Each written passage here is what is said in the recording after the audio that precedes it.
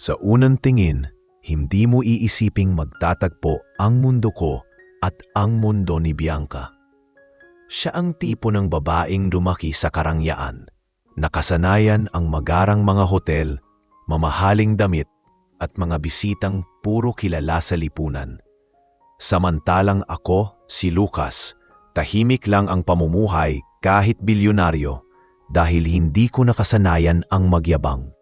Galing ako sa simpleng probinsya, lumaki sa hirap at pagod ng aking ama na si Mang Ernesto. Siya ang nagturo sa akin ng lahat ng alam ko tungkol sa pagrespeto at pagmamahal sa kapwa.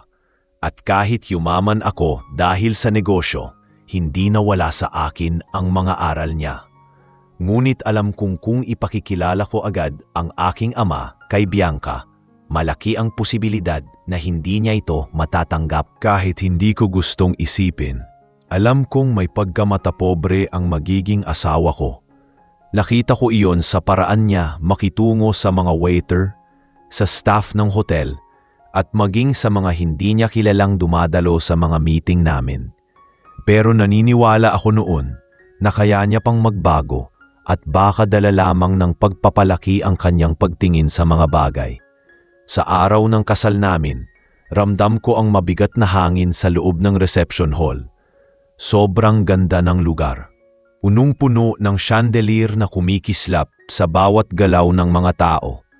Ang mga bulaklak ay imported. Ang mesa at upuan ay puro mamahalin. Lahat ay maganda.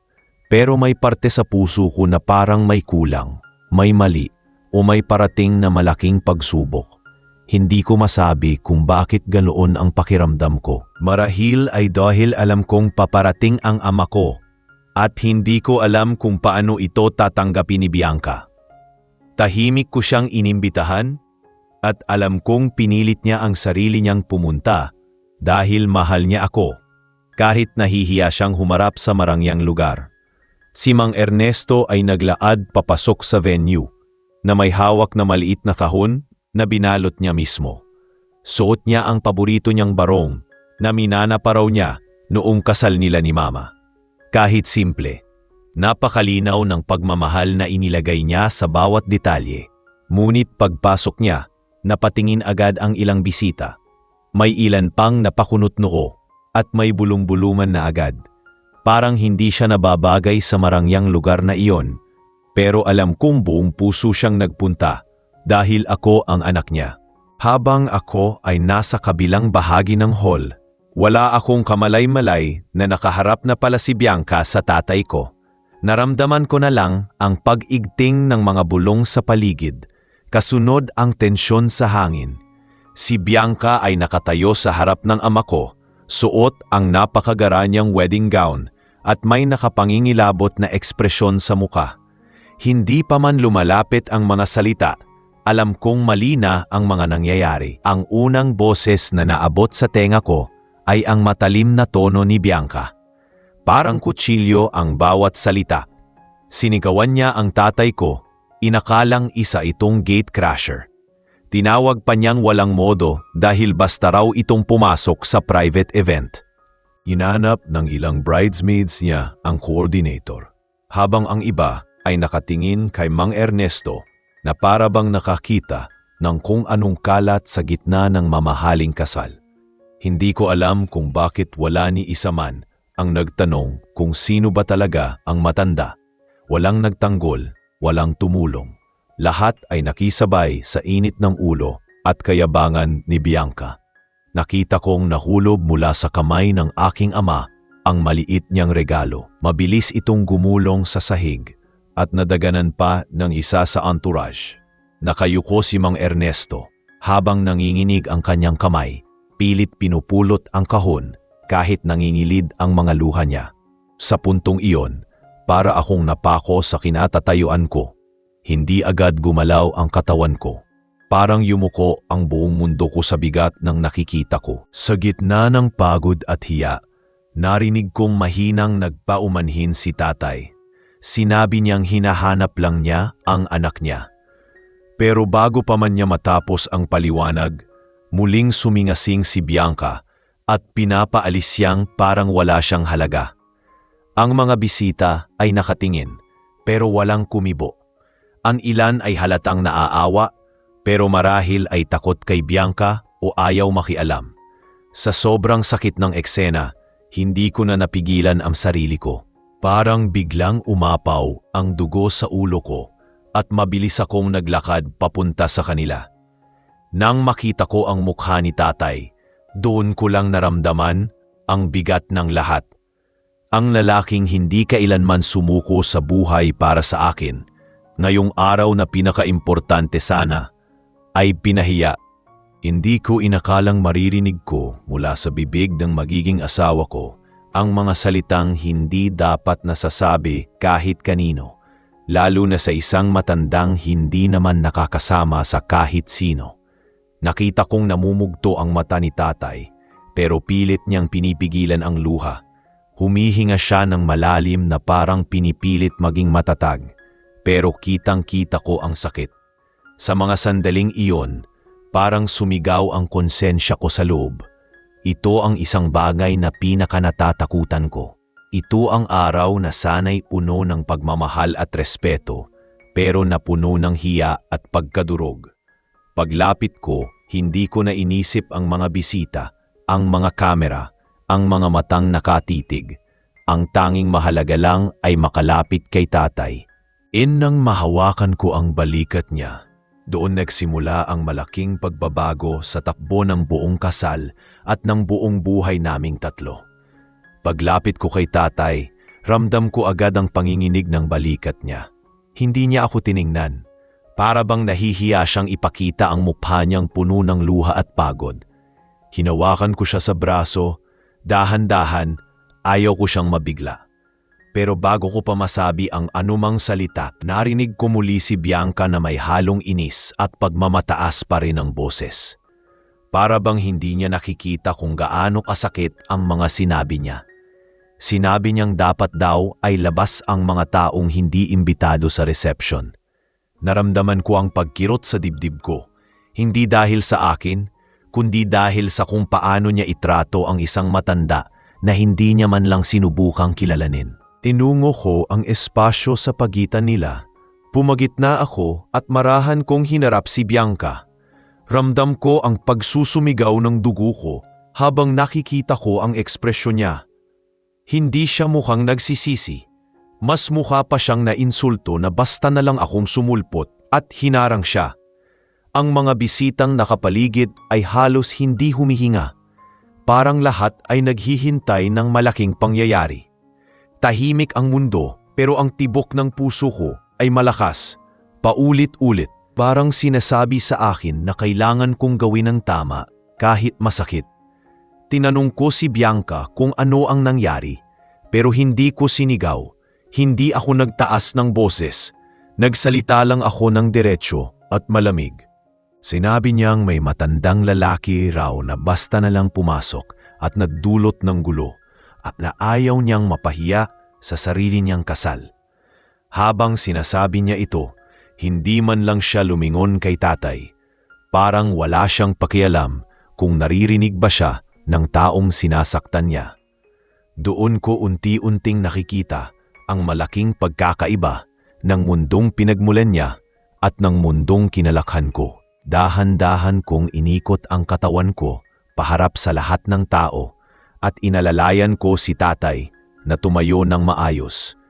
Hinawakan ko ang balikat niya at saka ko sinabi ang mga salitang hindi ko inakalang sasabihin ko nang ganoon kaaga sa kasal namin. Ipinakilala ko siya, patumpik-tumpik. Walang pag-aalinlaman. Malinaw kong sinabi sa lahat ng naroon na si Mang Ernesto ang aking ama, ang taong nagtaguyod sa akin sa hirap ng buhay, ang taong nagturo sa akin ng lahat ng bagay tungkol sa respeto at kabutihang loob. Sa bawat salitang lumalabas sa bibig ko, nakikita kong lumalaki ang mata ng mga tao sa paligid namin. Maging ang mga bisitang kanina ay nagmamarunom at nanunuya ay biglang natahimik. Sa gilid ng paningin ko, nakita ko ang pagputla ng mukha ni Bianca. Para siyang nawalan ng lakas bigla. Napaatras siya ng kalahating hakbang, Tila hindi makapaniwala sa narinig niya. Ang mga bridesmaid niya na kanina ay nakatawa at nakatakip pa ng bibig para hindi marinig ang pangungutya nila, ngayon ay hindi alam kung saan sila titingin. Nakita ko ang ilang mama at ninong na nakayuko, halatang nahihiya sa ginawa nila o sa hindi nila pag-aksyon. Pero ang pinakamasakit sa lahat ay ang mukha ni tatay. Nakalugmok ang balikat niya at halatang hindi niyang inasahan na ipapahiya siya sa ganong lugar. Nang sabihin ko sa harap ng lahat kung gaano ko siya kamahal at kung gaano siya kaimportante sa akin, nakita ko ang pag-alon ng dibdib niya. Parang wala siyang mahagilap na hangin para huminga. Napatitig siya sa sahig, umiwas ng tingin, parang nahihiyang maging gitna ng atensyon. Pero alam kong sa puso niya, may kirot na hindi ko basta-basta maaalis. Narinig ko ang bahagyang pag-iyak ng isang matandang babae sa likod, siguro ninang o bisita mula sa panig ni Bianca. May ilang nakatingin kay Bianca na parang sinasabing anong nagawa mo. Pero wala ni isa man ang lumapit sa ama ko kanina. Lahat ay nanood lang habang inaapi siya. Lahat ay naging saksi sa hindi makatarungang pagtrato. Bumaling ako ulit kay Bianca. Hindi ako sumigaw, hindi ako nagalit ng malakas, pero ramdam sa boses ko ang panigip ng damdamin.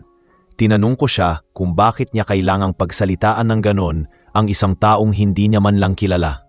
Tinanong ko siya kung bakit mas mahalaga sa kanya ang hitsura, ang status, ang kung anong makikita ng iba kaysa ang pagkatao ng tao sa harap niya. Hindi siya nakasagot. Nanatili siyang nakatayo, hawak ang laylayan ng gown niya at tila hindi makapaniwala na nagawa niyang maliitin ang mismong ama ng lalaking pakakasalan niya. Sa sandaling iyon, naramdaman kong napupuno ang dibdib ko ng galit at panghihinayang. Pero mas nanaig ang pag-aalala ko sa ama ko. Masalimuot ang sitwasyon, pero alam kong hindi ko maaaring ipagwalang bahala ang nangyari. Hinawakan ko ang kamay ni tatay at marahan ko siyang hinila palayo sa gitna. Kailangan niyang huminga. Kailangan niyang makalayo sa mga matang humuhusga. Naiwan si Bianca doon. Tulala, hindi malaman kung susunod ba siya o hahayaan niya kaming umalis. Habang naglalakad kami palabas ng reception hall, naririnig ko ang humuhugos na bulungan ng mga bisita.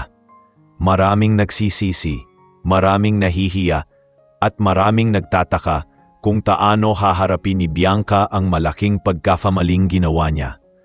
Pero sa isip ko, isang tanong lang ang umuukit. Paano pa ito maaayos? At may lugar pa ba si Bianca sa buhay namin kung hindi niya kayang respetuhin ang pinagmulan ko, lalo na ang taong pinakamahal ko? Habang palabas kami ni tatay sa reception hall, ramdam ko ang bigat ng bawat hakbang niya. Hindi siya umiimik, pero sa bawat paghinga niya ay naroon ang kirot na halos hindi niya kayang itago. Pinilit kong maging mahinahon, hawak ang braso niya. Inaakay siya palayo sa mga matang kanina ay nakamasid lamang habang pinapahiya siya. Ang isang simpleng pagdalo niya sana sa kasal ng anak niya ay nauwi sa pagdudurog ng dignidad niya. Sa isip ko, paulit-ulit kong sinisisi ang sarili ko kung bakit hindi ko agad ipinakilala siya kay Bianca. Siguro kung ginawa ko iyon, hindi sana nauwi sa ganito. Pero hindi ko na iyon mababawi. Ang tanging magagawa ko ay protektahan siya ngayon. Pagdating namin sa bahaging malayo sa mga bisita, huminto si tatay.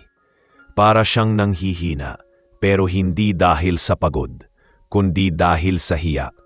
Hinawakan niya ang aking kamay na para bang nag-aalangan kung dapat pa ba siyang manatili sa kasal ko. Lucas, anak, pasensya ka na. Mahina niyang sabi habang nakatungo. Hindi naman dapat ako nandito. Hindi ko kaagad na kontrol ang sakit na naramdaman ko nang sabihin niya iyon. Hindi siya ang dapat humihingi ng tawad. Hindi siya dapat nahihiya.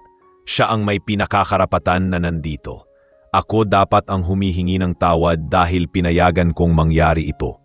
Tatay, hindi mo kasalanan, sagot ko habang pinipilit kong panatilihing kalmado ang tono ko kahit nanginginig ang dibdib ko. Pero umiling lang siya. Pilit nang umingiti sa kabila ng sakit.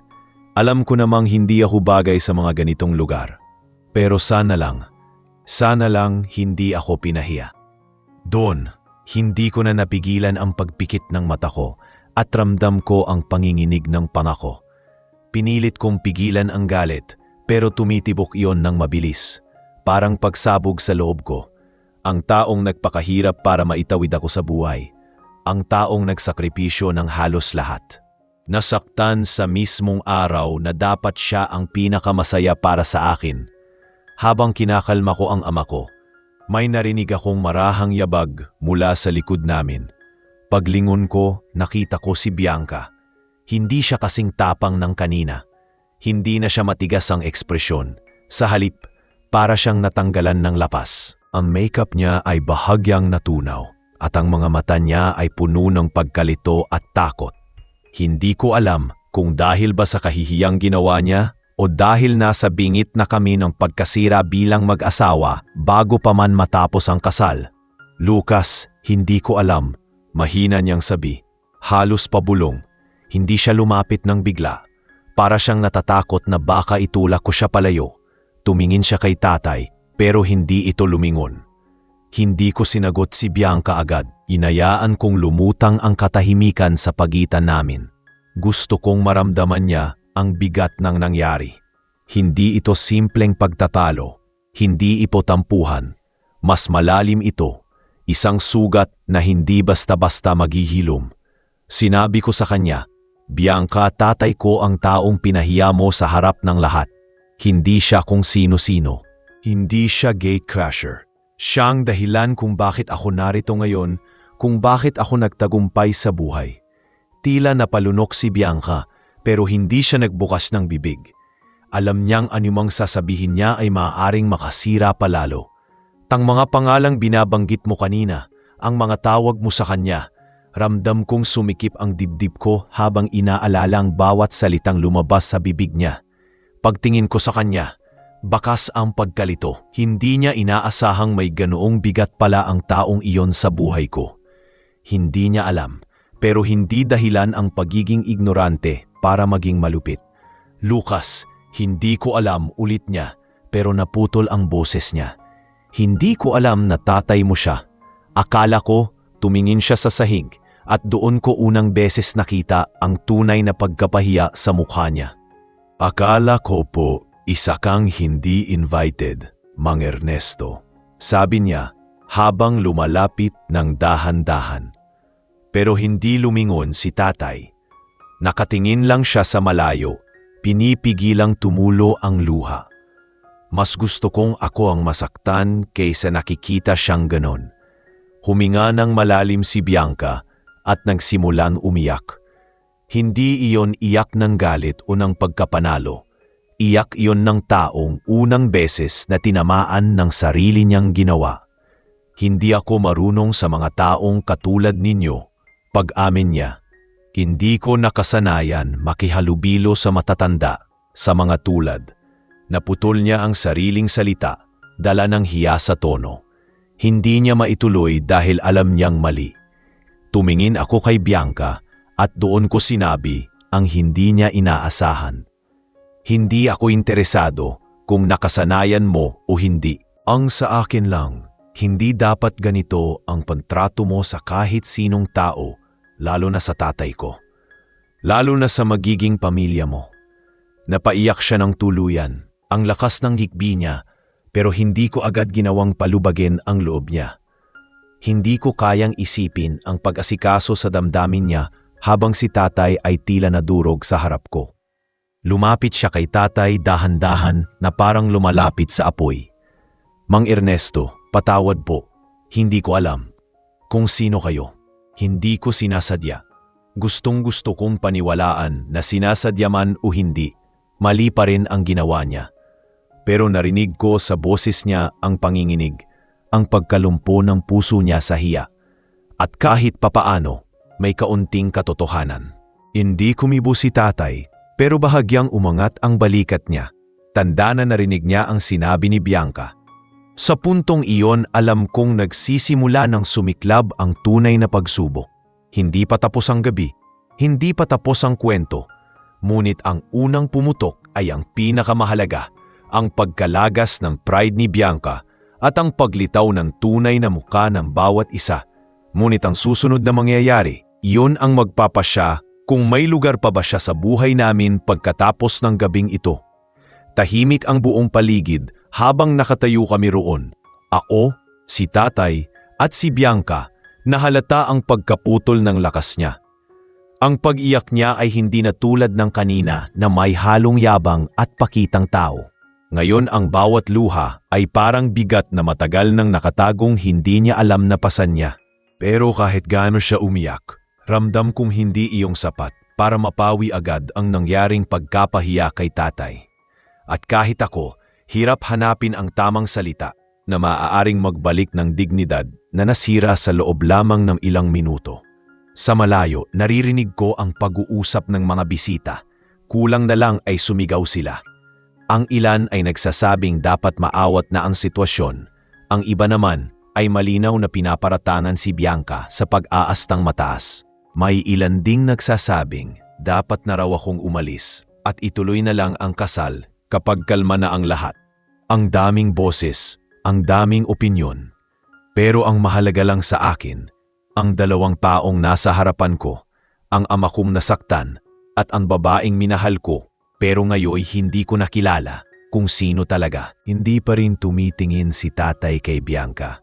Nakayuko siya, hawak ang barong niya na para bang doon niya isinasablay ang lahat ng sakit na nararamdaman niya.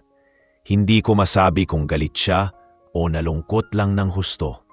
Pero ramdam ko ang malalim na paghinga niya, paulit-ulit, tanda ng isang taong pilit na nilulunok ang bigat ng sitwasyong hindi niya ginusto. Nang sa wakas ay naglakad si Bianca palapit, dahan-dahan, parang bawat hakbang ay tinutulak ng hiya at pagkalito. Akala ko ay didiretso siya kay tatay. Pero bago pa man niya maabot ito, inunahan niya ng tingin ang mata ko. Doon ko nakita ang takot, hindi lang takot na mawawala ang kasal, kundi takot na baka ako mismo ang mawalan ng tiwala sa kanya. Alam kong iyon ang pinakakinatatakutan niya dahil sa lahat ng ipinakita niya sa simula, doon lang siya naging totoo. Lucas, hindi ko alam kung paano babawiin ang lahat ng nagawa ko. Mahina niyang sabi, halos paus na ang boses niya sa pagiyak. Pero hindi ako lumapit. Hindi ko siya nilapitan. Hinayaan ko siyang harapin ang sariling ginawa. Napatakip siya ng bibig, pilit pinipigilan ang paghikbi. Pero ramdam kong hindi niya alam kung paano uumpisahan ang paghingi ng tawad na hindi tila sa pilitan. Sa wakas, lumapit siya kay tatay. Mula sa gilid ko, kita ko ang pagninig ng kamay niya habang tinataas niya ito para hawakan sana si tatay sa braso. Pero napaurong siya nang makita niyang hindi man lang gumalaw si tatay. Parang ang simpleng paglayo ni tatay ay 10 beses na mas masakit kaysa sa anumang salita. Kahit ako, nasasaktan sa nakikita ko. Ang pagitan nilang dalawa ay parang dingding na hindi basta-basta mababasag. Mang Ernesto, patawad po talaga. Hindi ko kayo kilala. Akala ko, napasinghit siya, napapikit, dahil alam niyang mali kahit anumang paliwanag ang ibigay niya. Hindi ko alam na kayo ang tatay ni Lucas.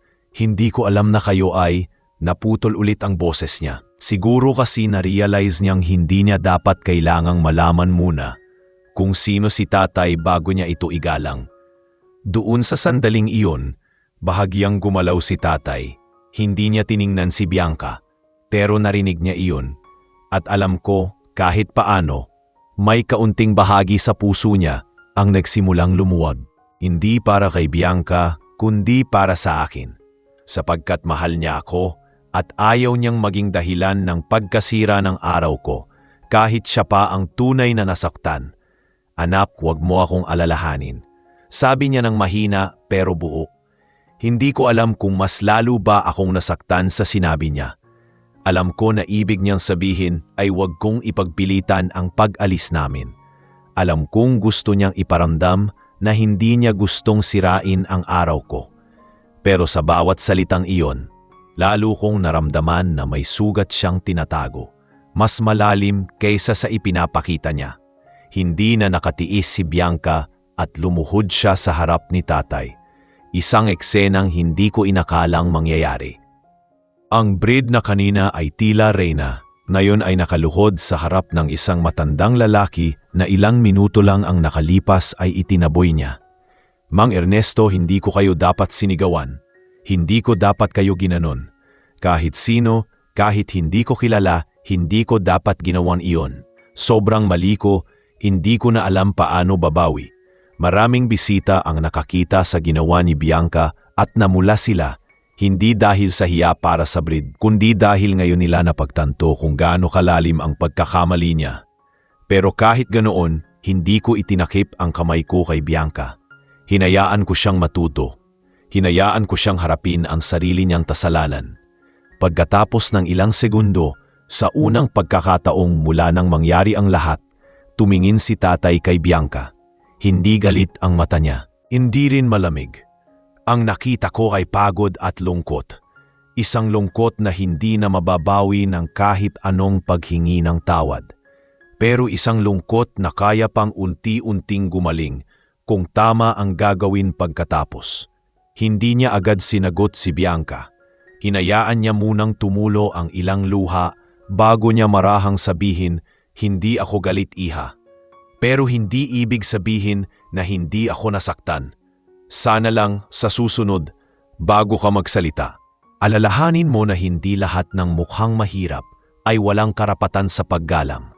Nakita ko ang pag-alog ng balikat ni Bianca sa pag-iyak. At doon ko naramdaman na unti-unti nang gumagalaw ang mundo namin papunta sa mas mabigat pero mas malinaw na landas. At sa puntong iyon, ramdam kong magsisimula na ang pinakamahirap na bahagi.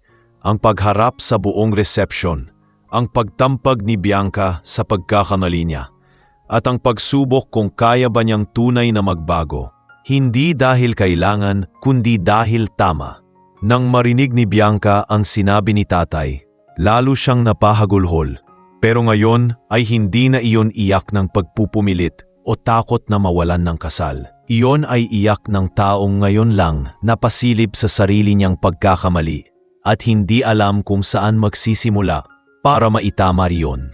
Tahimik ang paligid, kahit may musika pa ring tumutugtog sa loob ng reception hall. Parang lahat ng tao ay tumitig sa amin mula sa malayo. Naghahabol ng balita kung ano na ang nangyayari. Kita ko ang pag-alangan ni Bianca kung tatayo ba siya o mananatiling nakaluhod. Pero mas pinili niyang manatili roon, hawak ang laylayan ng barong ni tatay na para bang humihingi ng pangunawa. Ako naman, nakatayo sa tabi nilang dalawa, parang napako sa pagitan ng dalawang mundong hindi ko inaakalang magbabanggaan sa araw ng kasal ko. Sa isang banda ay ang ama kong pinagkakautangan ko ng lahat. At sa kabilang banda ay ang babaeng minahal ko at pinangakuan kong bubuhayin at poprotektahan. Pero ngayong gabi, ang pangarap kong iyon ay parang nabiyak sa gitna. Hindi ko malaman kung paano ko sila pagdudugtungin. Hindi pa rin tumatayo si Bianca. Umuntong hininga si tatay at bahagyang tinapik ang balikat niya. Hindi para patahimikin siya, kundi para iparamdam na naririnig niya ang paghingi nito ng tawad. Tumingin uli si tatay sa akin at sa unang pagkakataon, simula nang magulo ang lahat, nakita ko sa mga mata niya ang isang bagay na hindi niya sinasabi ng malakas. Pagod. Hindi lang pisikal na pagod, kundi pagod sa pakiramdam na hindi siya kasya sa mundong ginagalawan ko ngayon. Anak, ayos lang ako, mahina niyang sabi, pero ramdam kong hindi iyon totoo. Sinabi niya iyon para hindi ko madama ang bigat na dala niya. Ayaw niyang maging sanhi ng pagputol ng kasal ko. Ayaw niyang maging dahilan para mawalan ako ng pagmamahal o direksyon. Pero alam ko sa sarili kong hindi ko basta-basta makakaligtaan ang nangyari. Hindi ko papayagang maulit iyon, hindi sa kanya, hindi sa kahit kanino. Lucas, gusto kong kausapin si Bianca ng maayos, sabi ni tatay. May bigat ang bawat salita niya, parang bawat titik ay may dalang aral na galing sa mga panahong binuno niya sa hirap. sa pagtatrabaho, sa araw-araw na pakikipagsapalaran para mapalaki ako. Hindi siya humihingi ng kapalit. Hindi niya sinasabi na kailangang sundin ang lahat ng gusto niya. Gusto lang niyang marinig ang katotohanan mula sa amin. Tumingin ako kay Bianca na ngayon ay pilit bumabangon mula sa pagkakaluhod. Nakita ko ang pag-angat ng mukha niyang pulang-pula sa pag-iyak at kitang-kita ko ang takot sa mata niya. Hindi iyon takot na mapahiya ulit. Takot iyon na baka huli na ang lahat. Takot na baka hindi ko na siya tanggapin bilang asawa ko. Tatay, patawarin niyo po ako, ulit niya. Pero ngayon ay nakatayo na siya. Diretso ang mga mata kay tatay, walang pag-iwas. Hindi niya binanggit ang salitang hindi ko alam. Hindi niya sinabing hindi niya sinasadya. Alam niyang hindi iyon sapat. Ang sinabi niya ay, mali ako. Hindi ko kayo tiningnan bilang tao. Hinusgahan ko kayo base sa itsura, sa damit at sa lugar kung nasaan tayo. Alam kong hindi iyon dapat. At kahit hindi niyo ko patawarin ngayon, tatanggapin ko po. Malalim ang hiningang pinakawalan ni tatay. Hindi iyon hininga ng paggalit. Hininga yun ng taong unti-unting tinatanggap ang sitwasyon. Pagkatapos ay tumingin siya sa akin, parang humihingi ng gabay. At doon ko naramdaman na kahit siya ay nalilito kung paano tatayo sa dalawang magkasalumat na pangyayari, pagprotekta sa akin bilang anak at paggalang sa desisyon ko bilang lalaking papasok na sa panibagong yugto ng buhay. Anak, sabi niya, hindi ko kayang makita kang nasasaktan. Pero ikaw ang kailangan magpasya kung paano natin haharapin ito. Hindi ako ang ikakasal. Ikaw. Ang bigat ng boses niya ay parang humaplos sa dibdib ko, ngunit may kirot. Alam kong tama siya. Hindi ko kayang ikubli sa kanya ang pagmamahal ko kay Bianca, pero hindi ko rin kaya na kunwari ay walang nangyari. Sa gitna ng katahimikan, narinig ko ang mahinang boses ni Bianca.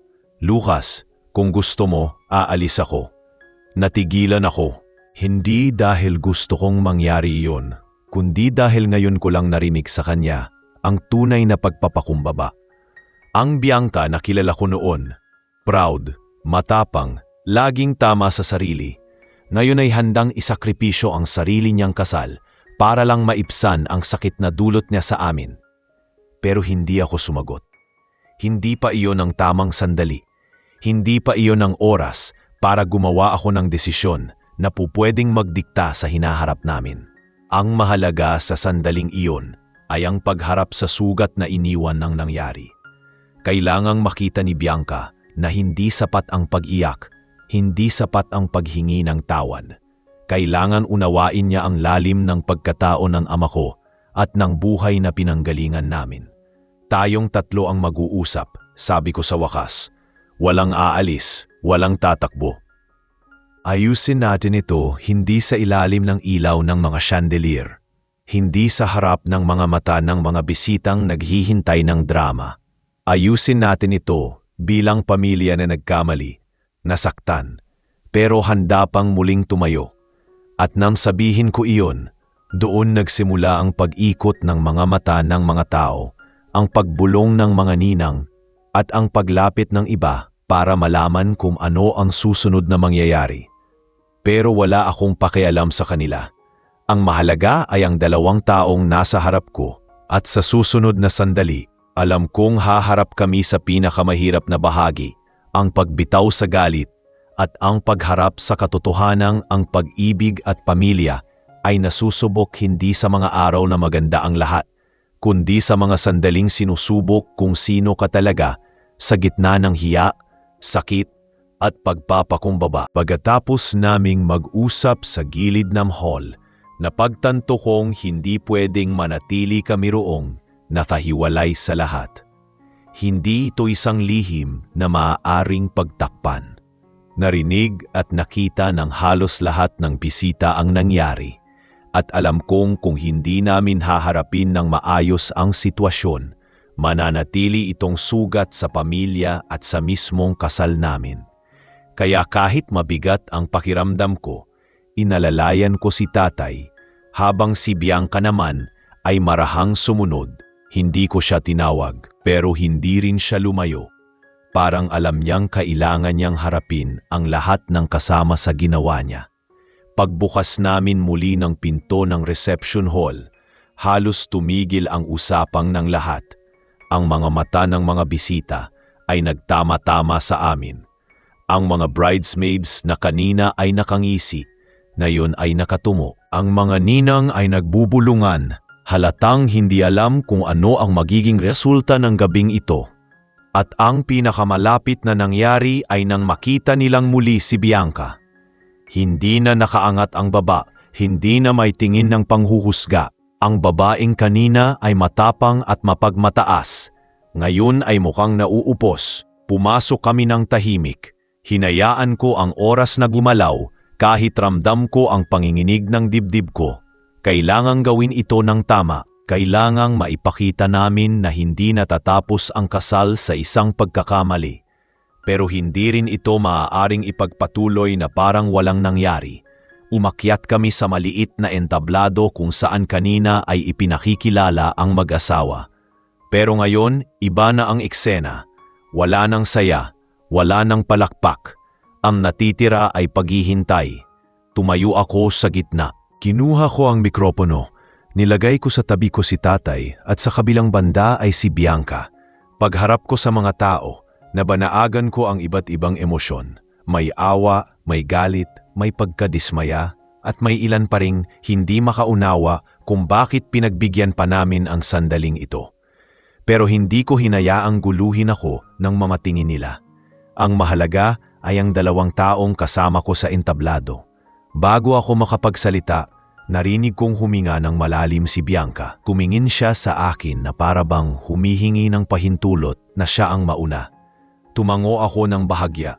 Alam kong kailangan niyang ilabas ang lahat ng dahilan, pagtanggap at pag-amin bago namin maituloy ang anumang plano sa gabing iyon. Kinuha niya ang mikropono at sa pinakamahinang boses na narinig ko mula sa kanya, nagsimula siyang magsalita. Humihingi po ako ng tawad sa lahat ng nakasaksi kanina, lalo na po sa taong pinakamasakit para sa akin na nasaktan ko, si Mang Ernesto. Hindi niya binanggit ang mga dahilan, hindi niya sinabing hindi niya sinasadya, hindi niya ginawang palusot ang pagiging tensyonado sa kasal. Sa halip ay diretsyong pag-amin ang ibinigay niya. Hindi ko kayo tiningnan bilang tao. Iyon ang pinakamali kong nagawa. Sobrang sanay ako sa mga taong nakaayos ang mundo, nakaayos ang ugali. Pero ngayong gabi, nakita ko ang sarili kong nawalan ng puso. At kahit ilang beses ko pong hingin ang tawad ninyo, alam kong hindi sapat. Ang mahalaga ay sana makita ninyo sa akin na gusto kong magbago. Hindi dahil kay Lucas lang, kundi dahil mali ang ginawa ko at ayaw kong ulitin iyon sa kahit kanino pa. Habang nagsasalita si Bianca, nakita kong unti-unting nababawasan ang kaguluhan sa mukha ng mga tao.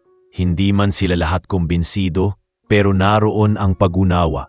Isa-isang tumango ang mga ninang, ang ilang ninong at maging ang mga staff ng hotel na napasaksi sa nangyari. Hindi madaling humarap sa lahat at aminin ang mali. Lalo pa sa isang gabing dapat ay perpekto ayon sa pamantayan ni Bianca. Pagkatapos magsalita si Bianca, ibinalik niya ang mikropono sa akin. Hindi ko alam kung paano sisimulan, pero tumayo si tatay, humawak sa braso ko at siya mismo ang lumapit sa mikropono. Parang nanuyo ang lalamunan ko. Hindi ko alam kung ano ang sasabihin niya at alam ko ring karamihan sa mga tao ay gusto ring marinig mula sa kanya. Mga anak, mga bumubuo sa gabi na ito, hindi ako galit. Hindi ko rin pinagdadamdam na hindi ako nakilala agad. Galing tayo sa iba't ibang mundo. Iba ang nakasanayang trato ng bawat isa. Kung nagkamali man si Bianca, ang mahalaga ay humingi siya ng tawad at handang magbago. Hindi ko kailangan ng malaking kapalit. Ang kailangan ko lang ay respeto, hindi dahil tatay ako ni Lucas, kundi dahil tao ako. Hindi ko maipaliwanag ang pakiramdam ko nang marinig ko yon mula kay tatay.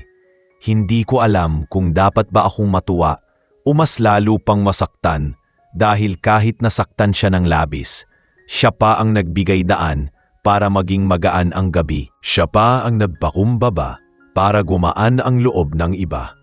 Ngunit iyon siya, iyon ang ama na kilala ko. May puso at may dangal. Maya-maya, tumingin siya kay Bianca. Iha, hindi ko maipapangako na agad ko itong makakalimutan. Pero hindi ko ibabagsak ang loob mo kung talagang handa kang magbago. Hindi kita tinataboy. Ang hiling ko lang ay huwag mo na muling ipaparamdam sa kahit sinong tao ang naramdaman ko kanina. Doon tuluyang bumagsak ang luha ni Bianca. Hindi siya lumuhod, hindi siya sumigaw. Umiyak lang siya ng tahimik at sa unang pagkakataon, nakita ko siyang tunay na nagbabago. Hindi dahil sa galit ko, hindi dahil sa hiya niya sa mga tao, kundi dahil may nasaktan siyang walang ibang ginawa kundi maging mabuting ama sa akin. At sa sandaling iyon, habang nakatayo kaming tatlo sa entablado, napagtanto kong nagsisimula ng gumaan ang gabi. Hindi pa tapos ang pagsubok, pero nabuksan na ang pintuan. At mula roon, isang hakbang na lang ang kailangan para malaman kung kaya ba naming buuing muli ang gabing muntik ng masira ng isang mapanlait na salita at isang sugatang puso. Pagkatapos magsalita ni tatay, unti-unting bumalik ang ingay sa loob ng reception. Pero iba na ang tono nito ngayon, hindi na yon bulungan ng panghuhusga, kundi isang ingay na may halong paghanga sa tapang ni tatay na harapin ang lahat ng walang pag-iwas. Ang ilan sa mga ninang ay pinahid ang kanilang luha. Ang mga kaibigan ni Bianca ay nagkatinginan, tila hindi makapaniwala na ang babaeng halos hindi nila nakitang lumambot ay ngayon ay nakatayo roon. Tila hubad sa lahat ng takip ng pride na matagal niyang isinusuot. Ngunit sa gitna ng lahat, ako lang ang nakatingin sa kanya ng diretsyo. Nakita ko ang pagkaputol ng loob niya. Nakita ko ang sakit at kahihiyan. Ngunit higit pa roon ay nakita ko ang pagnanais niyang ayusin ang sarili. At iyon ang hindi ko inaasahan. Nang matapos si tatay, hindi siya umalis sa entablado. Hindi rin siya umupo. Parang hinihintay niya kung ano ang susunod kong sasabihin. At sa sandaling iyon, para akong hinila pabalik sa lahat ng gabing inisip ko kung tama ba ang desisyon kong pakasalan si Bianca. Lahat ng pinagsamahan namin, lahat ng ngiti, pagtatalo, pag-unawa at pangako, lahat ay nagsiksikan sa utak ko. Pero ang pinakamabigat sa lahat ay ang tanong, kung kaya ba niya talagang harapin ang mundong pinanggalingan ko. Hindi lang ang mundong kinagisnan niya. Huminga ako ng malalim at lumapit sa mikropono. Hindi ko alam kung saan magsisimula, pero ang mga salita ay kusa ng lumabas. Alam kong marami sa inyo ang nagulat sa nangyari ngayong gabi. Hindi ko rin inaasahan ang mga sumunod na pangyayari. Pero ang isang bagay na natutunan ko sa buhay ay hindi mo makikilala ang isang tao sa araw na masaya siya. Makikilala mo siya sa araw na nasusubok siya o sa araw na may nasaktan siyang hindi niya sinasadya. Tumingin ako kay Bianca at sa unang pagkakataon mula nang magsimula ang kaguluhan, nagtagpo ang mga mata namin ng walang iniiwasan. Hindi ko siya tinabig, hindi ko siya sinisi sa mikropono. Hindi iyon ang kailangan natin. Ang kailangan natin ay ang katotohanang hindi lahat ng sugat ay ginagamot sa pamamagitan ng parusa. Ang iba ay ginagamot sa pamamagitan ng pag-unawa at pagbabago. Bianca, marami ka mang nasabi kanina na hindi mo na mababawi. Nakita ko rin ang pagsisikap mong tumayo at humarap sa lahat. Hindi ko sinasabing sapat na yon, pero iyon ang simula. At hindi ako nagagalit dahil sa akin mo ginawa yon. Nagagalit ako dahil sa tatay ko. Pero ngayon, gusto kong marinig mo ito ng malinaw. Kung gusto mong maging parte ng buhay ko, kailangan mong matutong igalang ang mundong galing ako. pati ang mga taong mas pinili kong mahalin kaysa ang pera o posisyon. Gusto kong sabihin ito ng mahinahon pero ramdam ko ang bigat ng boses ko. Hindi ko siya tinatakot. Sinasabi ko lang ang katotohanan. Dahil kung hindi iyon sasabihin ngayon, kailan pa ba?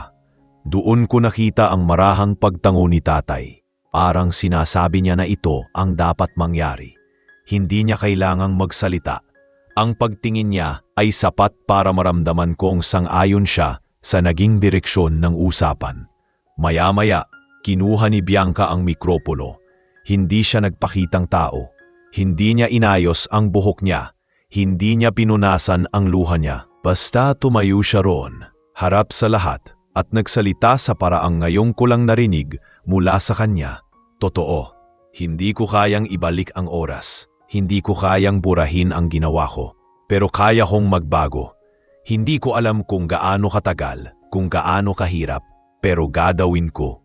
Hindi para itama ang tingin ninyo sa akin, kundi para maging karapat-dapat kay Lucas at kay Mang Ernesto. Kapag narinig mo ang isang taong sanay sa pagiging tama na umamin ng ganoon, may parte sa iyo na natutunaw. Hindi dahil sa awa, kundi dahil sa katotohanan, may nakikita kang butil ng pag-asa sa kanyang mga salita. At sa sandaling iyon, napatingin ako kay tatay. Tila nagbago ang ekspresyon niya. Hindi na masyado ang sakit, hindi na gaanong mabigat, parang may bahagyang liwanag na umakwat sa mukha niya. Hindi ko alam kung ano ang nagtulak sa kanya, pero lumapit si tatay kay Bianca at marahang hinawakan ang kamay niya. Hindi iyon yakap, hindi iyon malapitang pagtingin, pero sapat na iyon para magkaroon ng bigat ang bawat salitang darating. Iha, sabi niya, hindi kita mahuhusgahan sa buong pagkatao mo dahil sa isang gabi. Pero ang galang, iyon ang inaasahan ko. Hindi lang para sa akin, kundi para sa mga taong makakasalumuha mo sa buhay ninyo ni Lucas. Lahat tayo nagkakamali. Ang mahalaga, hindi mo uulitin ang pagkakamaling hindi dapat inulit. Nang marinig iyon ni Bianca, unti-unti siyang umiyak. Ngunit ngayon ay may halong ginhawa. Parang sa wakas ay nabigyan siya ng puwang kahit maliit lang na makapagbago. At ang halos isang oras na puno ng tensyon ay unti-unting lumuwag. Parang ang hangin sa loob ng hall ay nagbago ng tono. Humakbang ako paabante at hinawakan ang balikat ni tatay. Salamat tay, mahina kong sabi. Saglit niya akong tiningnan. At sa ngiti niyang pagod pero totoo, alam kong nagbukas siya ng pinto na hindi ko inaasahan. Hindi niya hinarangan si Bianca, hindi niya siya tinaboy, binigyan niya siya ng pagkakataon, hindi kapatawaran agad, pero pag-asa. At habang nakatayo kami roong tatlo, alam kong nagsisimula na ang tunay na desisyon. Hindi na ito tungkol sa hiya o galit. Ito ay tungkol sa kung kaya bang ituloy ang kasal sa isang malamig ngunit tapat na pagsisimula. At sa susunod na sandali, mararamdaman naming lahat kung anong bigat ng bawat hakbang na kailangang gawin upang mabuo muli ang gabing sinubok ng isang matinding pagkakamali at isang kahangahangang pag-amin. Pagkatapos ng pag-uusap namin sa entablado, kahit medyo gumaan ang pakiramdam ng lahat, alam kong hindi pa tapos ang bigat na dala ng gabing iyon.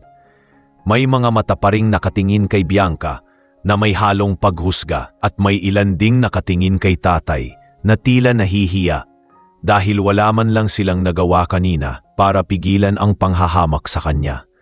At sa gitna ng lahat ng iyon, naroon kaming tatlo, pilit sinusubukang huminga habang nakatayo sa entablado na kanina'y simbolo ng kasiyahan. Ngunit ngayoy, parang naging witness ng lahat ng sugat na nangyari. Pagkababa namin ng entablado, inilapit ko si tatay sa isang bakanteng mesa. Gusto ko siyang makaupo at makapagpahinga kahit sandali. Kita ko ang pagod sa mukha niya, hindi dahil sa lakad o sa edad, kundi dahil sa emosyonal na bigat na dinanas niya ngayong gabi. Inalalayan ko siya, at siya naman ay tahimik lang, malalim ang iniisip. Hindi na siya umiyak. Hindi na rin siya galit. Ang nakikita ko ay isang lalaking pinipilit manatiling matatag para sa akin kahit nasugatan siya ng malalim. Samantalang si Bianca ay nanatili lamang sa likod ko, ilang hakbang ang layo. Hindi siya sumisingit sa pagitan namin. Hindi siya naghahanap ng atensyon. Para siyang nanghihintay kung kailan siya muling papayagang lumapit. Hindi ko siya hinila. Hindi ko rin siya tinaboy. Gusto kong maramdaman niya ang bigat ng sitwasyon, hindi para parusahan siya, kundi para matutunan niya ang halaga ng bawat taong nasasaktan dahil sa hindi niya pinag-isipang salita. Maya-maya, lumapit ang coordinator sa amin, medyo nahihiyang nagtanong kung itutuloy pa ba namin ang programa. Nakikita sa mukha niya ang tensyon. Siguro iniisip niya na baka masira ang pangalan niya kung hindi maganda ang kalalabasan ng kasal. Pero hindi ko siya masisisi. Lahat ng tao rito ay naapektuhan ng nangyari. At ako bilang groom, hawak ko ang direksyon ng gabing ito. Tumingin ako kay tatay. Gusto kong siya ang magsabi kung kaya pa niya. Pero bago pa man siya makapagsalita, marahan niyang kinuha ang kamay ko at ngumiti ng kaunti. Anak, hindi ako pupunta dito para sirain ang araw mo. Kahit anong mangyari, ituloy niyo yan. Pero alam ko, may bahagi ng puso ko na hindi ganap na kumbinsido. Maaari naming ituloy ang programa, oo, pero hindi ibig sabihin na nawawala ang bigat ng sugat. Tumingin ako kay Bianca at nang magtagpo ang mga mata namin, nakita ko ang matinding kaba. Humakbang siya palapit ng dahan-dahan. Lucas, kung gusto mong itigil natin ang kasal, tatanggapin ko. Ramdam ko ang panginginig ng boses niya.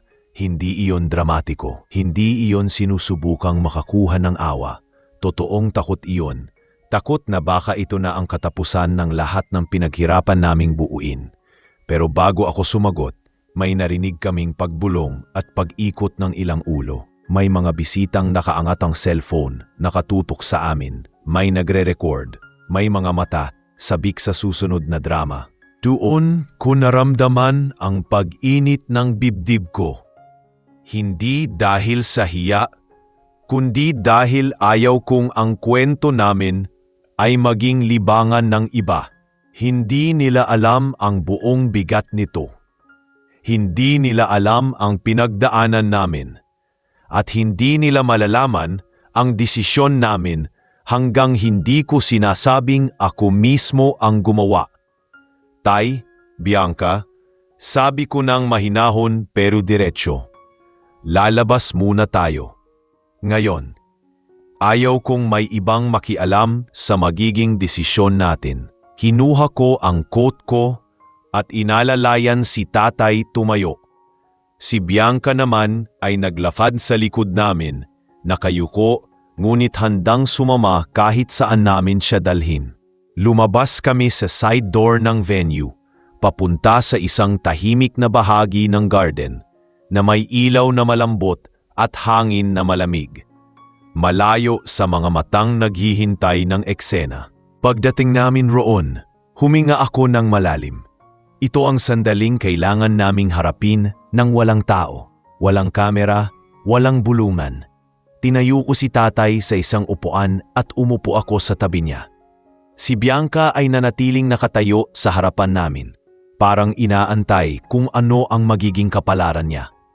Lucas, magsasalita sana siya, pero itinataas ko ang kamay ko para pahintuin siya. Bianca, alam kong nagsisisi ka. Nakita ko, narinig ko, at nakita ito ng tatay ko. Pero hindi ibig sabihin na mawawala agad ang sakit. Ang tanong ko ngayon ay hindi kung mahal mo ako. Alam ko iyon. Ang tanong ay kaya mo bang baguhin ang puso mo? Kaya mo bang tingnan ang mga tao, hindi dahil sa hitsura, hindi dahil sa pera, kundi dahil tao sila? Hindi siya agad sumagot. Pero nang tumingin siya sa akin, wala na ang mga pilikmatang nakataas. Wala na ang bibig na nakakunot. Wala na ang tapang na hindi totoo. Lucas, hindi ko alam kung gaano katagal. Hindi ko alam kung paano ko sisimulan. Pero handa akong gawin. Hindi para sa kasal natin. Hindi para sa mga bisita. Para sa sarili ko. Gusto kong maging mabuting asawa. Gusto kong maging mabuting tao. Nilingon ko si tatay. Nakatingin siya kay Bianca. Pero iba na ang tingin niya. Hindi na galit, hindi na sakit. Tagod pa rin, oo. Pero may konting pag-unawa na. Hindi ako nagsalita. Hinayaan ko siya ang magbigay ng sagot. Iha, marami ka pang pagdaraan ng aral. Hindi kita bibigyan ng agaran na kapatawaran. Pero bibigyan kita ng pagkakataon. Nang marinig iyon ni Bianca, napaluhod siya muli. Ngayon ay hindi sa hiya, kundi sa pasasalamat. Hindi ako makapagsalita. Tumayo ako at lumapit sa kanila. At sa gitna ng lamig ng gabi, habang nakaupo si tatay at nakaluhod si Bianca, alam kong hindi naging perpekto ang simula ng kasal namin.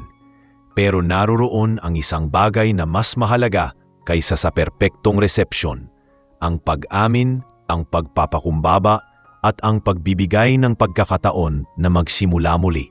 Ang tanong na lamang noon ay, handa ba kaming harapin ang natitirang gabi, dala ang sugat pero may pag-asang muling mabuo? Pagkatapos ng mahabang pag-uusap namin sa garden, tahimik kaming bumalik sa loob ng venue. Hindi dahil tapos na ang lahat, kundi dahil kailangan naming humarap sa natitirang gabi ng may mas malinaw na pag-iisip. Ngunit bago pa kami makapasok muli, huminto si Bianca sa tabi ko. Hindi siya nagsalita agad. Tiningnan niya ako at sa tingin niya ay naroon ang isang bagay na hindi ko inaasahan. Hindi pagmamakaawa, hindi pagmamaktol, kundi isang uri ng tapang na hindi galing sa yabang, kundi mula sa pagsusuko ng sarili niyang pride. Lucas, bago tayo bumalik sa loob, kailangan kong kausapin si Mang Ernesto ulit. Nag-angat ng tingin si tatay at dahan-dahang tumango, parang sinasabing handa siyang pakinggan. Hindi ko alam kung ano ang sasabihin ni Bianca, pero alam kong mahalaga yon. Lumapit siya kay tatay at hindi agad nagsalita. Hinayaan niyang ilang segundo ang dumaan na para bang iniipon niya ang lahat ng lakas para maipahayag ang buong puso niya. Mang Ernesto, hindi ko po hihingin ang kapatawaran ninyo ngayon. Alam kong hindi iyon basta-basta ibinibigay.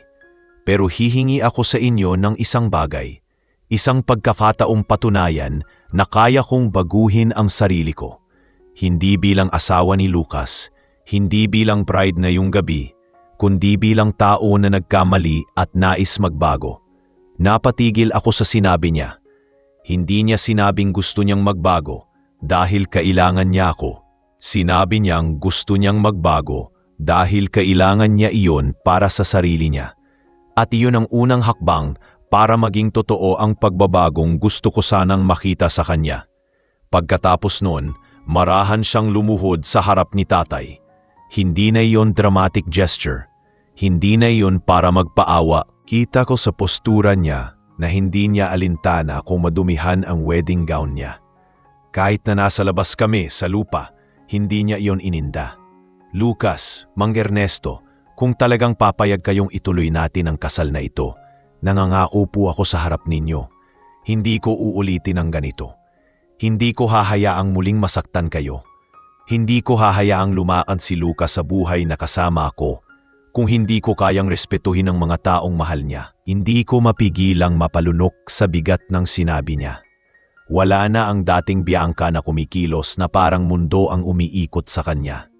Ang nasa harap ko ay isang babaeng winasak ng sariling pagkakamali, pero handang humubog ng panibagong sarili.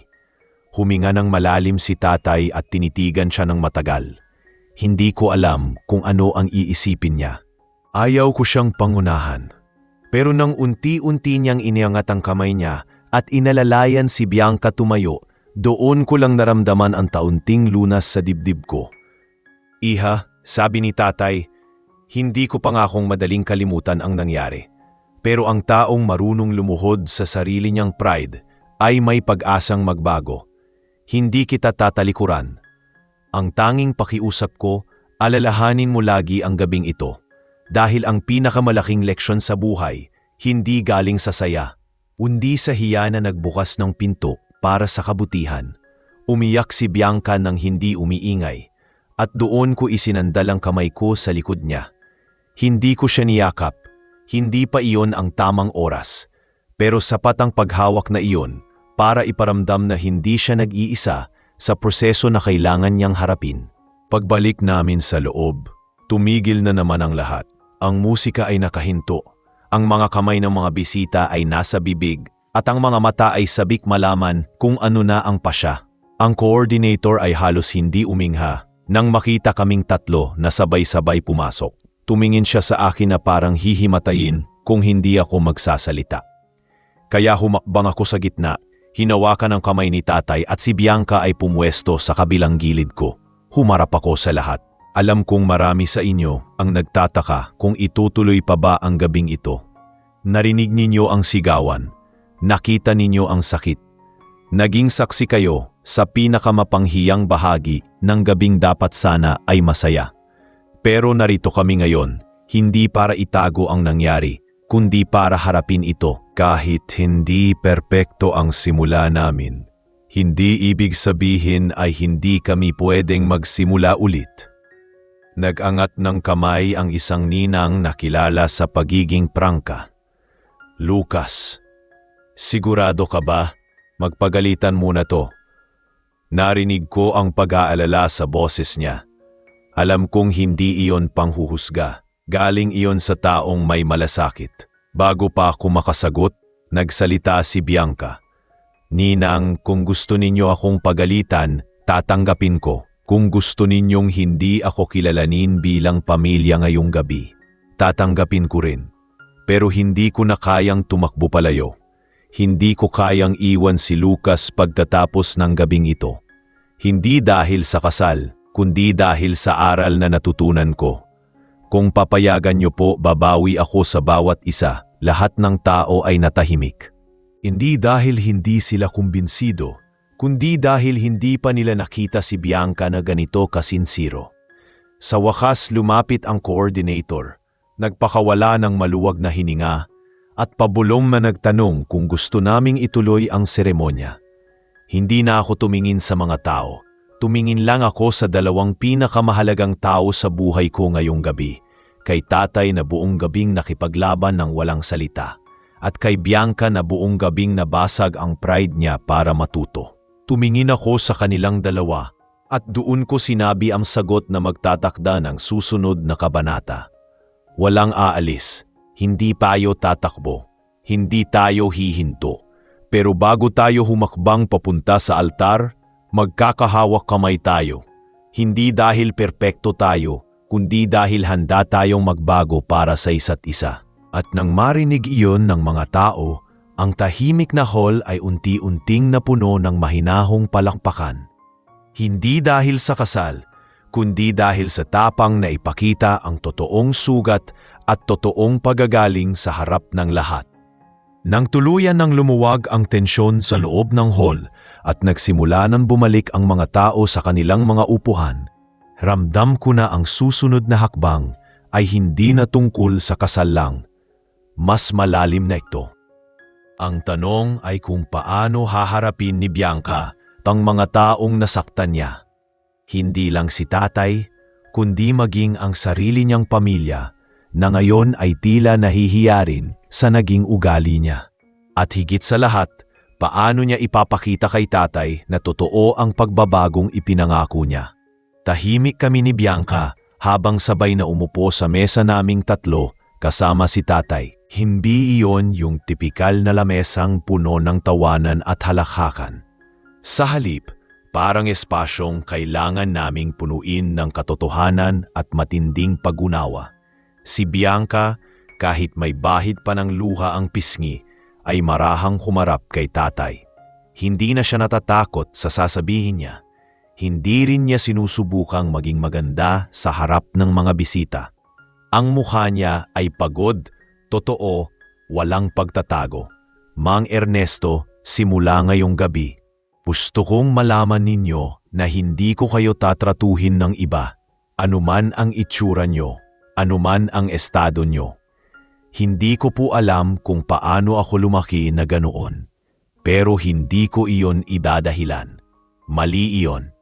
At gusto kong simulan ang pagbabagong iyon sa pamamagitan ng paggalang sa inyo bilang ama ni Lucas at bilang tao. Tumingin si tatay sa kanya at sa unang pagkakataon mula nang pumasok siya sa venue, nakita ko sa mga mata niya ang bahagyang pag-angat ng bigat na dala niya.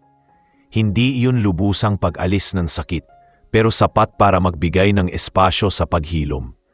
Hindi niya agad sinagot si Bianca. Umupo lang siya ng diretsyo, huminga at tumingin sa akin bago muling bumalik ang tingin sa kanya. "Iha," sabi niya sa isang tinig na mas banayad kaysa kanina, "hindi ko kailangang marinig ang magagandang salita. Mas gusto kong makita ang magandang gawa. Hindi kita babaran ng galit ko dahil alam kong ang galit ay hindi nagtuturo. Pero sana huwag mo na kailanmang iparamdam sa ibang tao ang naramdaman ko ngayon. Hindi dahil masakit, kundi dahil walang sinuman ang nararapat mawalan ng dignidad sa harap ng iba." Naluha si Bianca, pero hindi na iyon luha ng pagkapahiya.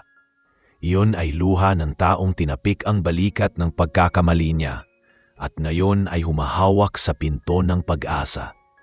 Naramdaman ko ang bigat ng sinabi ni tatay. Totoo iyon. Hindi niya kailangan ng magarbong paghingi ng tawad. Hindi niya kailangan ng pangakong malalakas ang tunog pero walang laman. Ang kailangan niya ay makita ang pagbabago sa kilos, araw-araw. At kung hindi iyon kayang ibigay ni Bianca, walang silbi ang pag-uusap namin ngayong gabi. Lumapit ang isa sa mga ninong na kilala sa pagiging mapanuri. Hindi ko alam kung sadyang narinig niya ang pag-uusap namin o talagang lumapit siya para magbigay ng opinyon. "Lucas," sabi niya, "hindi biro ang nangyari. Pero kung merong pinakamas malakas na nakita ko ngayong gabi, iyon ay ang tatay mo. Hindi lahat ng lalaki ay kayang tumayo sa hiya ng may ganyang dignidad." Napatingin ako kay tatay at nakita kong bahagya siyang ngumiti, pero hindi niya ito pinansin ng lubusan. Hindi siya sanay sa papuri. Muling tumingin sa amin ang ninong. "At ikaw, Bianca, ang pagkakamali mo mabigat. Pero ang humarap ka at humingi ng tawad, hindi lahat ng babaeng kilala ko kayang gawin iyon. Pero tandaan mo, ang paggalang ay hindi hinihingi. Ibinibigay iyon sa taong may puso. At kung gusto mong makuha ang respeto ng pamilya ni Lucas, gawin mo sa gawa, hindi sa salita." Tumango si Bianca, marahan paulit-ulit. Parang sinisiksik sa puso niya ang mga sinabing iyon. Doon ko naramdaman na nagiging totoo na ang lahat. Hindi na ito simpleng pag-amin. Hindi na ito simpleng pangako. Ito ay pagtanggap sa responsibilidad at pag-unawa kung bakit napakalaking pagkakamali ang ginawa niya. Habang nakaupo kami, naramdaman kong lalong lumakas ang loob ni Bianca. Huminga siya ng malalim at muling humarap kay tatay. "Mang Ernesto, hindi ko kayo hihingan ng kapatawaran ngayon. Alam kong kailangan ninyong makita muna kung sino ako sa mga susunod na araw. Pero sana payagan ninyo akong maging mabuting manugang sa inyo. Hindi ngayon, pero sa oras na handa kayo." Tahimik ang buong mesa. Wala ni isa man sa amin ang nagmadali sa sagot. Hindi minadali ni tatay ang sarili niya. Hinayaan niya munang pumasok ang mga sinabi ni Bianca sa puso niya. Nang sa wakas ay nagsalita siya, marahan ang tono niya, ngunit puno ng bigat ng paranasan. "Iha, hindi ko masasabing agad kitang matatanggap bilang manugang ko. Pero bibigyan kita ng pagkakataon. Hindi kita isasara sa buhay ko. Dahil kung kaya mong ipakita ang kabutihang ipinangako mo, hindi lang si Lucas ang matutuwa, ako rin." Sa sandaling iyon, nakita ko ang pagluwag ng balikat ni Bianca. Hindi iyong ngiting nagwagi. Hindi iyon ngiting nakalusot. Iyon ay ngiting may pag-asa. Isang bagay na hindi na niya inasahan kanina. Tumingin ako kay tatay at naramdaman ko ang bigat na unti-unting nababawasan. Tumingin ako kay Bianca at nakita kong may liwanag na unti-unting bumabalik sa mata niya. At sa gitna ng lahat, naramdaman ko ang isang bagay na hindi ko inaasahang mararamdaman muli ngayong gabi. Katahimikan. Hindi pa tapos ang pagsubok, oo. Pero sa pagkakataong iyon, ramdam kong nagbukas ang pinto para sa kinabukasan namin. Hindi bilang mag-asawa lang, kundi bilang isang pamilya na nagdaan sa sugat, pero handang maghilom, kasama ang respeto at kabutihang loob na matagal ko nang pinapahalagahan. Matapos ang pag-uusap naming tatlo, nagkaroon ng kakaibang katahimikan sa pagitan namin. Hindi nakakatakot, hindi rin nakabibingi, kundi isang uri ng katahimikan na parang nagbubukas ng bagong pintuan. Alam pong pagod na si tatay, pagod si Bianca, at pagod din ako. Pero may kailangan pang harapin. Hindi pwedeng manatili kami sa gilid, nakatago sa dilim ng garden, habang ang mga tao sa loob ay naghihintay kung ano ang magiging kapalaran ng kasal na ito. Hindi dahil may inaasahan silang palabas, kundi dahil naging saksi sila sa pagsubok na hindi nila inaakalang mangyayari ngayon. Kaya nang tumayo si tatay at marahang tumango sa akin, doon ko naramdaman na handa na kami. Hindi pa buo, hindi pa tapos ang sugat, pero handang maglakad papasok sa liwanag at harapin ang lahat. Nanguna ako pabalik sa hall, hawak ang kamay ni tatay para maingat siyang makabalik sa gitna ng venue. Si Bianca ay nasa likuran namin. Hindi siya nakadikit sa braso ko tulad ng tipikal na bride na puno ng saya. May espasyo sa pagitan namin, pero hindi ko naramdaman iyon bilang distansya. Naroon iyon bilang respeto. Pagpasok namin sa loob, nabawasan ang bulungan. Hindi ko alam kung dahil ba nagulat sila nang bumalik kami o dahil naramdaman nila ang bigat ng desisyon na dala namin. Sa taas ng entablado, naghihintay pa ang host at ang pari na magsasagawa ng seremonya. Para silang nakadahan-dahan sa paghinga, parang hinihintay ang signal kung magpapatuloy ba ang gabi o uuwi na silang may bit-bit na kwentong hindi natapos. Huminga ako ng malalim at kinuha ang mikropono. Hindi ko kailangan magsalita ng mahaba. Hindi ko kailangan magsigaw. Dinala ko ang boses ko sa tono na may paggalang, may katapatan at may bigat. Magandang gabi ulit sa inyong lahat. Marami sa inyo ang nakasaksi sa nangyari kanina. Hindi namin itatanggi ang nangyari. Hindi namin pagtatakpan. Ang paggalang ay hindi basta salita na pwedeng ipakita kapag komportable, kundi salita na dapat pinaninindigan kahit mahirap, kahit masakit. At ngayong gabi, may nasaktang hindi dapat nasaktan. May luhang hindi dapat bumagsak. At iyon ay mula sa taong pinakamahalaga sa akin, ang ama ko. Tumigil ako saglit at tumingin kay tatay. Nakayuko siya ng kaunti, pero hindi dahil sa hiya. Parang iniipon niya ang lakas ng damdamin na nararamdaman niya ngayon. Naramdaman ko ang pag-init sa dibdib ko. Para bang sa kabila ng lahat, mas naging buo ang pagmamahal ko sa ama ko dahil sa dignidad na ipinakita niya ngayong gabi. Tumingin ako kay Bianca. Nakatingin siya sa akin ng diretsyo, hindi umiwas, hindi humihingi ng awa. Wala na sa mukha niya ang pagmamataas na nakita ko buong araw. Ang natitira ay babae na handang harapin ang lahat ng kahihinatnan ng ginawa niya. Kaya itinuloy ko. Pero sa kabila ng nangyari, may nakita kaming mas malalim na bagay. Nakita namin ang tapang na humingi ng tawad, ang pusong marunong umamin ng mali, at ang pagnanais na magbago hindi dahil kailangan, kundi dahil tama. At dahil doon, ipinagpapatuloy namin ang seremonya. Napatigil ang hall, para bang huminga ang lahat ng sabay.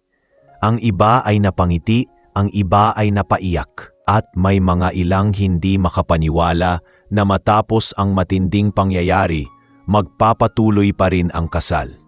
Pero hindi ito basta pagpapatuloy, ito ay bagong simula. Tinawag ng host si Bianca para lumapit sa tabi ko at unti-unti siyang naglakad. Hindi ito yung tipikal na paglakad ng isang bride na puno ng kumpiyansa. Ito ay paglakad na mabigat ang hakbang pero totoo. Bawat hakbang ay para bang sinasabi niyang handa siyang baguhin ang sarili. Pagdating niya sa tabi ko, hindi ko agad hinawakan ang kamay niya. Iningnan ko muna siya, hinanap ang katotohanan sa mga mata niya. Nang makita kong hindi siya tumatakbo, hindi siya nagtatago, saka ko marahang hinawakan ang kamay niya. Sa harap namin, tumayo ang pari at ngumiti ng bahagya. Hindi ko alam kung narinig niya ang buong nangyari, pero sa boses niya nang magsalita, ramdam kong naintindihan niya ang bigat ng momentong ito. Ang pag-aasawa ay hindi tungkol sa pagsabay, sa saya sa harap ng mga bisita. Ito ay tungkol sa paghawak sa isa't isa kahit may sugat, kahit may pagkakamali, at kahit minsan ay hindi ninyo nakikilala ang sarili ninyo sa harap ng taong mahal ninyo. Ngayong gabi, kayo ay dumaan sa pagsubok na mas mabigat kaysa sa inaasahan ng sinuman. Pero narito kayo, nakatayo pa rin. Habang nagsasalita ang pari, hindi kumikibot si Bianca. Ramdam ko ang panginginig ng kamay niya, hindi dahil sa kaba sa seremonya, kundi dahil alam niyang kailangan niyang maging totoo mula sa araw na ito. Walang halong palamuti, walang pagtatago sa likod ng marangyang gown. Siya, ang tunay na siya, ang haharap sa akin bilang asawa. Nang dumating na ang bahagi ng personal vows, hindi ko alam kung paano ko sisimulan. Pero nang humarap siya sa akin, biglang naglaho ang magulong tunog sa paligid. Kami na lang ang naiwan. Ako, siya at ang pangako na bubuuin namin mula sa basag na simula. Lucas, nagsimula siya. Halos mahina ang boses. Hindi ako ang babaeng karapat-dapat para sa iyo ngayong gabi. Pero gusto kong maging babae na magiging karapat-dapat ka bukas. Hindi ako perpekto. May mga sugat akong hindi ko alam na dala ko. May mga ugaling lumabas na hindi ko ipinagmamalaki. Pero mula ngayong gabi, nangangako akong magiging asawa na hindi mo ikahihiya. At manugang na hindi magpapaluha kay Mang Ernesto. Pangako ko yun sa harap ng Diyos, sa harap mo at sa harap niya. Napapikit ako. Hindi ko akalain ang mga salitang iyon ang maririnig ko sa kanya. Walang drama. Walang pagsisigaw. Isang tahimik na pangako na may bigat na higit pa sa mga magarbong salita. Pagkatapos niyang magsalita, ako naman ang humawak sa kamay niya ng mas mahigpit. Bianca, hindi ko kailangan ang perpektong asawa. Ang kailangan ko ay isang pusong marunong umamin, marunong magmahal at marunong magpakumbaba. At ngayong gabi, nakita ko iyon sa'yo. Kung handa kang magbago, handa akong sumabay sa'yo. Hindi para itago ang sugat na ito, kundi para sabay nating paghilumin. At noon, unang beses muling ngumipi si tatay mula sa lamesa. Hindi malaki, hindi malawak, pero sapat para sabihing tama ang landas na pinili namin. At sa gitna ng mga matang nakatingin, wala na kaming tinakasan, wala nang drama, wala nang takot. Ang natira ay ang simula ng tunay na paglalakad, hindi bilang bride at groom na nasubok ng kahihiyan, kundi bilang dalawang taong handang bumuo ng buhay na hindi takot masugatan dahil natutunan na nilang maghilom. Pagkatapos naming magbigayan ng personal vows, naramdaman ko ang unti-unting pag-angat ng bigat na bumalot sa gabing iyon. Parang ang bawat salita na lumabas sa bibig namin ni Bianca ay unti-unting nagbubura ng kirot, hindi sa isang igla pero sapat para mailagay kami sa direksyong hindi na puro sakit ang hinaharap. Nang muling magsimula ang musika, hindi na iyon pa-celebrate na tugtog na malakas at masigla. Isa iyong banayad na himig na parang sinasabing hindi kailangang madaliin ang lahat. Sapat na ang huminga ng sabay-sabay at bumalik sa mga tao na hindi natatakot sa kahihiyan. Matapos ang seremonya, imbis na dumiretso kami sa pagsasayaw, hinawakan ni Bianca ang aking kamay at dahan-dahang lumapit sa harapan ng entablado. Hindi niya ako tinanong kung maaari. Hindi siya naghihintay ng utos. Basta ko naramdaman na may kailangan siyang gawin, hindi para sa mga bisita. Hindi para sa sarili niya, kundi para sa ama ko. At wala akong ginawa para pigilan siya. Huminto siya sa mismong gitna kung saan dapat sana siya ipinakikilala bilang bride. Ngunit iba ang layunin niya ngayon. Hinawakan niya ang mikropono gamit ang dalawang kamay. Hindi para ipakita ang sarili niya, kundi para ilagay ang puso niya sa gitna ng hall. Ang mga tao ay napalingon. Ang iba'y tumahimik. Ang iba'y ay nakatingin kay tatay na para bang alam na nila ang susunod na mangyayari. Huminga si Bianca ng malalim. Saka nagsalita, "Mga ninong, ninang, at lahat ng andito ngayong gabi. May hihinging po akong tawad, hindi lang kay Mang Ernesto, kundi sa inyong lahat. Ang bride na nakita ninyo kanina, hindi ko ikinakatawang siya ang lumabas. Pero siya ang totoo ko at hindi ko iyon itatanggi. Ang sakit na naidulot ko ay hindi dapat ipasan ng kahit sino. Lalo na ng isang taong dumating dito para suportahan ang anak niya. Hindi nagbulungan ng mga tao, hindi sila sumingit. Lahat ay nakatingin lang, parang nararamdaman nila na hindi ito basta paghingi ng tawad. Ito ay pagyakap sa kahihiyan para maging simula ng pagbabago. At kahit ako mismo ay naramdaman ang kirot sa dibdib ko habang nakikita ko ang pagkapit ng luha sa ilalim ng mata niya, tumingin siya kay tatay. "Mang Ernesto, sana po ay mapatuloy ninyo ako sa buhay ninyo. Hindi ko po hinihiling na agad ninyo akong tanggapin. Hindi ko hinihiling na kalimutan ninyo agad ang nangyari. Ang hiling ko lang po ay bigyan ninyo ako ng pagkakataong patunayan sa inyo na kaya kong maging anak na hindi ninyo ikahihiya." Napayuko si Bianca at napakapit sa mikropono, pero hindi siya bumitaw, hindi siya tumakbo palayo. Nang iangat niya ang mukha niya muli, kitang-kita ko ang lakas na ngayon ko lang nasilayan sa kanya. Hindi lakas ng kayabangan kundi lakas ng pagpapakumbaba.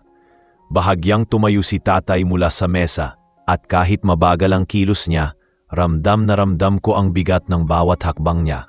Lumapit siya sa amin, tumayo sa harapan ni Bianca at tumingin sa kanya ng matagal. Hindi niya agad nagsalita. Hindi niya pinatulo ang luha na kanina pa niya pinipigilan. Ngunit nang dumampi ang ugat sa gilid ng mata niya, alam kong tumama sa puso niya ang sinabi ng anak kong babae sa harap niya. "Iha," ang sabi niya sa wakas, "hindi ko alam kung anong hinaharap natin. Pero kung ang hinaharap na iyon ay kasama ang isang taong kayang tanggapin ang pagkakamali niya ng buong puso, hindi ako tatanggi. Hindi pa ngayon, pero hindi rin sarado ang pintuan ko para sa'yo." Tumulo ang luha ni Bianca na parang unang beses niyang maramdaman ang tunay na pag-unawa mula sa taong dapat niyang nirerespeto. At sa sandaling iyon, nakita ko ang paglabas ng isang maliit ngunit malambot na ngiti sa gilid ng labi ni tatay. Hindi niya kailangan ng palakpakan. Hindi niya kailangan ng malakas na pag-apruba. Ang ngiting iyon ang nagsabi na may pag-asang naghihintay. Nang umupo si tatay ng muli, marahang lumapit ang host. Umiwas sa pagiging patawa at nagtanong ng mahinahon kung itutuloy namin ang first dance. Hindi ko alam kung tamang gawin iyon sa gitna ng emosyon ng gabi. Pero nang tingnan ko si Bianca, nakita ko sa mga mata niyang hindi niya gustong tumakbo. Gusto niyang harapin ang gabing ito ng buong tapang. Kaya't dinala ko siya sa gitna ng dance floor. Hindi ito yung tipo ng sayaw na may halakhak at sigawan. Ito ay mabagal, parang paglalakad sa mga natitirang piraso ng puso namin. Tinatanggap ang tunay na simula. Naramdaman ko ang paghinga niya sa balikat ko. Mabigat pa rin, ngunit hindi na nagtatago. Ang kamay niya ay marahang humawak sa akin, hindi para magpakita sa mga tao, kundi para kumapit sa lakas na kailangan niyang buuin muli. Habang umiikot kami ng dahan-dahan, naririnig ko ang mahinang palakpak ng mga tao. Hindi iyon dahil sa sayaw. Hindi iyon dahil sa programa. Palakpak iyon para sa pag-amin, para sa paghilom, para sa pagbangon. At sa gilid ng mata ko, nakita ko si tatay, nakaupo, nakahawak sa dibdib at nakangiti ng payapa. Hindi ko kailangan lumapit para malaman ang iniisip niya. Para siyang nagsasabing, "Anak, hindi perpekto ang gabing ito, pero mas totoo ito kaysa sa anumang magarbo at walang laman." Pagkatapos ng sayaw, huminto ang musika at muling umakyat si Bianca sa entablado kasama ko. Humarap siya sa lahat at sabay naming tinanggap ang mga pagbati at pagpalakpak. Hindi bilang mag-asawang perpekto, kundi bilang dalawang taong nagpasyang huwag hayaang ang isang pagkakamali ang sumira sa buong buhay. At nang dahan-dahang magsimula ang totoong salo-salo, nakita ko ang mga tao na mas nirerespeto si tatay, mas pinapakinggan ang bawat salita niya, at mas tumatayo sa harapan niya bilang paggalang. Wala na siyang nakatungong bisita.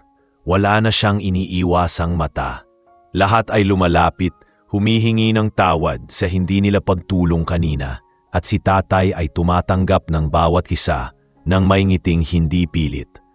Sa unang pagkakataon ngayong gabi, nakahinga ako ng maluwag. At habang hawak ko ang kamay ni Bianca, alam kong kahit dumaan kami sa pinakamalaking kahihiyan at sakit, may bagong pinto ang bumukas, pinto ng pagsisimula. Hindi bilang perpektong mag-asawa, kundi bilang pamilya na natutong lumuhod, tumayo at muling magmahal ng walang pagmamataas. Matapos ang mahaba at mabigat na gabi, unti-unti nang humupa ang ingay sa loob ng hall. Ang mga ilaw ay naging mas malambot, ang musika ay naging mas banayad, at ang mga bisitang kanina'y puno ng kaba at pag-aalala ay ngayoy mas gumaan ang loob. Hindi dahil nakalimutan nila ang nangyari, kundi dahil nakita nila kung paano namin hinarap ang sugat at ginawa ang dapat gawin para magsimula muli. Sa gitna ng lahat, si tatay ay nakaupo sa isang mas komportableng mesa na inilipat ng coordinator para hindi na siya mahirapan. May mga bisitang lumalapit sa kanya paminsan-minsan, hindi para makiusyoso, kundi para humingi ng tawad sa katahimikan nila kanina at para ipakita ang respeto sa tapang niyang ipinakita. Habang tinitingnan ko ang paligid, doon ko lang naramdaman ang bigat ng pagod. Hindi ito yung tipong pagod sa katawan, kundi pagod na galing sa emosyon. Pero may kasunod itong kakaibang gaan. Parang huminga muli ang buong dibdib ko matapos ang isang gabing puno ng pangamba. Nakatayo si Bianca sa tabi ko, hindi nakadikit, hindi rin lumalayo. Para kaming dalawang taong nasa pagitan ng pagkabigo at pagbangon, naghahanap ng tamang hakbang papunta sa kinabukasan. Lumapit sa amin ang pari, nakangiti ng banayad.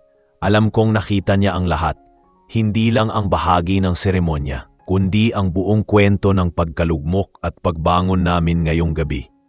Hindi ko alam kung gaano kalalim ang pagkaintindi niya, pero nang magsalita siya, parang tama ang kanyang tinamaan. Alam nyo, sabi niya, hindi lahat ng mag-asawa nagsisimula sa simula. Ang iba nagsisimula sa gitna ng pagsubok, sa gitna ng kaguluhan, sa gitna ng sugat. At ang pagmamahal na nag-uugat sa sugat ay kadalasan ang pinakamalakas. Hindi dahil masaya sila, kundi dahil pinili nilang manatili kahit mahirap. Tumingin ako kay Bianca.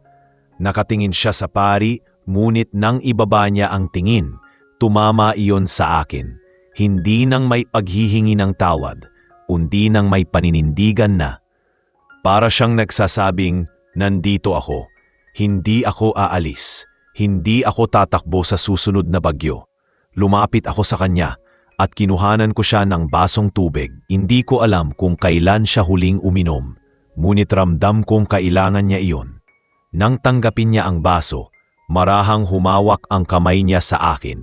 Hindi iyon mahigpit, hindi iyon pilit, pero sapat iyon para iparamdam sa akin na hindi na niya tinatakasan ang responsibilidad niya sa gabing ito. Lucas, bulong niya. Alam kong mahaba pa ang lalakarin ko para mapatunayan sa iyo at kay Mang Ernesto na hindi ako mananatiling babae na nakita niyo kanina. Hindi ako nangangako ng perpeksyon, pero nangangako akong lalabanan ko ang sarili kong kahinaan. Hindi para maging mabait sa mata ng tao, kundi para maging totoong asawa sa iyo. Hindi ko na siya sinagot ng salita, Pinisil ko lang ang kamay niya. At sa sandaling iyon, sapat na iyon. Maya-maya, lumapit si tatay sa amin. Nakalakad siya ng dahan-dahan, hawak ang tungkod na bigay ko noon sa kanya nang pumasok ako sa trabaho. Nakangiti siya, hindi ngiting malawak, kundi ngiting may pag-asa. Anak, sabi niya, gusto ko na siguro umuwi. Mahaba ang gabi at marami akong iisipin pag-uwi. Pero bago ako umalis, gusto kong sabihin sa inyo na hindi ako galit. Napatingin si Bianca sa akin, parang hindi makapaniwala.